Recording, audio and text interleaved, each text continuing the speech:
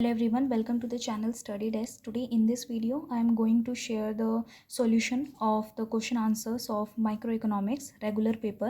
तो इस वीडियो में हम जो इनके आंसर्स देखेंगे. तो सबसे पहले है why PPC are concave to the origin and under what condition would it be convex and linear. देखिए PPC is concave के बारे में आपको लिखना है, उसका डायग्राम ड्रॉ करना है, आफ्टर दैट उसको आपको एक्सप्लेन करना है and then PPC is convex उसके बारे में लिखना है एंड PPC शोज लीनियर राइट. उसके बाद आपका क्वेश्चन नंबर वन का बी पार्ट है that what do you understand by mixed economy and explain its main feature. तो सबसे पहले आपको मिक्स्ड इकोनॉमी के बारे में लिखना है राइट. उसके बाद इसको एक्सप्लेन करने के बाद उसके main features with reference to India लिखने हैं राइट. तो इसके टोटल 5 फीचर्स हैं. Controlled rate, free economic development, prioritising citizen welfare,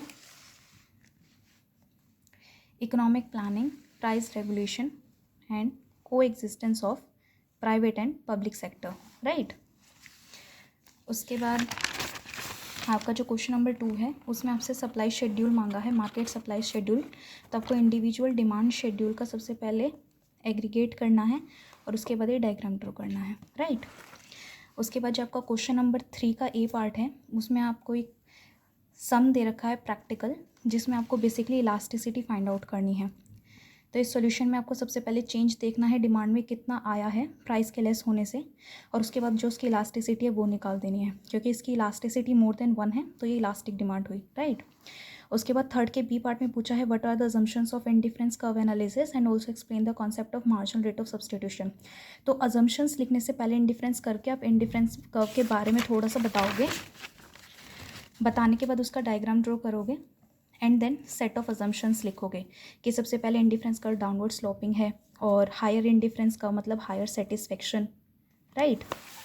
उसके बाद आपकी थर्ड अजम्पशन की वो इंटरसेक्ट नहीं कर सकती and the fourth one is वो कन्वेक्स होती है. उसके बाद मार्जिनल रेट ऑफ सब्सटीट्यूशन, जो आपका स्लोप होता है इंडिफरेंस कर्व का उसी को आप मार्जिनल रेट ऑफ सब्सटीट्यूशन कहते हैं राइट. तो आपको ये एक्सप्लेन करना है. उसके बाद जो आपको क्वेश्चन नंबर 4 है उसमें पूछा गया है what do you mean by the term economy of scale and why do these economy turn into diseconomy और उनका इफेक्ट. तो सबसे पहले आप इकोनॉमी ऑफ स्केल के बारे में बताओगे, उसके बाद उनके रीजंस बताओगे कि क्यों ये इकोनॉमी डिस इकोनॉमी में कन्वर्ट हो जाती है, कम्युनिकेशन ब्रेकडाउन की वजह से, रेड्यूस मोटिवेशन और lack of coordination and loss of direction right. तो इसके बारे में आप लिखोगे. उसके बाद ये हो जाने के बाद अफेक्ट बताना है आपको. सबसे पहले इकोनॉमी ऑफ स्केल का बताओगे, प्राइस पे क्या अफेक्ट होता है, और उसके बाद आप डिस इकोनॉमी ऑफ स्केल का बताओगे राइट. क्वेश्चन नंबर 5 है explain the concept of shutdown point and will a firm enable to cover part of its fixed cost production in short run. तो आपको शटडाउन पॉइंट के बारे में लिखना है कि जो if AC exceed AR right, जब आपकी जो कॉस्ट होती है वो आपके रेवेन्यू से एक्सीड हो जाती है, थर्ड पॉइंट से लिखना है आपको. तो आपको ये एक्सप्लेन करना है शॉर्ट रन में, शट डाउन पॉइंट के शॉर्ट रन में राइट. उसके बाद आपको एक पर्टिकुलर डायग्राम शो करना है, ये लॉस का है, और उसके बाद ये आपको पूरी एक्सप्लेनेशन देनी है राइट.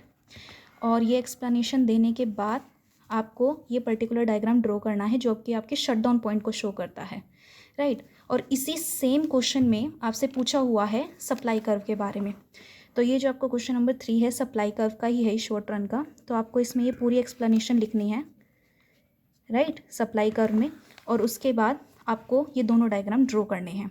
आप चाहो तो इसकी एक्सप्लेनेशन कर सकते हो, वरना तो कोई नीड भी नहीं है राइट.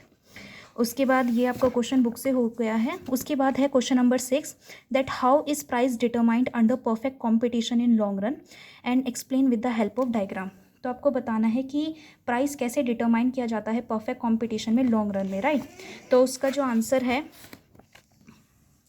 तो आपको क्वेश्चन नंबर 6 में describe long run supply curve of a competitive industry. तो लॉन्ग रन में आप प्राइस कैसे डिटरमाइन करोगे, तो उसमें आपको यहाँ से लिखना है क्वेश्चन नंबर 6 में ये डायग्राम ड्रॉ करने हैं.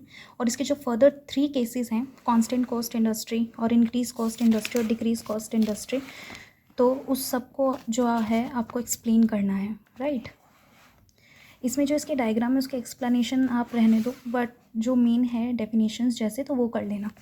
उसके बाद आपका जो क्वेश्चन नंबर 7 है उसके 2 पॉइंट्स हैं, वैसे 3 हैं. तो फर्स्ट जो है वो कट हो गया था एंड सेकंड भी. तो मुझे जो 2 पॉइंट समझ आए तो उसमें था क्रॉस इलास्टिसिटी ऑफ डिमांड के बारे में पूछा गया है और ब्रेक इवन पॉइंट के बारे में पूछा गया है राइट. तो सबसे पहले जो क्रॉस इलास्टिसिटी ऑफ डिमांड है उसमें आपको क्रॉस इलास्टिसिटी ऑफ डिमांड, उसका फॉर्मूला, राइट, और उसके बाद उसके कंडीशंस बताने हैं, राइट, सिर्फ यहाँ तक ही। उसके बाद जो ब्रेक इवन पॉइंट है, ये आपके क्वेश्चन नंबर 7 के 2 पार्ट है, cross elasticity and break even point. Third भी है बट वो मुझे क्लियर नहीं हुआ कि वो एक्चुअली कट करा के लिखवाया क्या था इन रिटर्न। तो ब्रेक इवन पॉइंट में आपको ये चीज़ है एक्सप्लेन करनी है। तो यहाँ आपका रेगुलर पेपर के सारे सॉल्यूशंस आपको प्रोवाइड हो गए हैं। I hope that these answers will help you. Okay, thank you.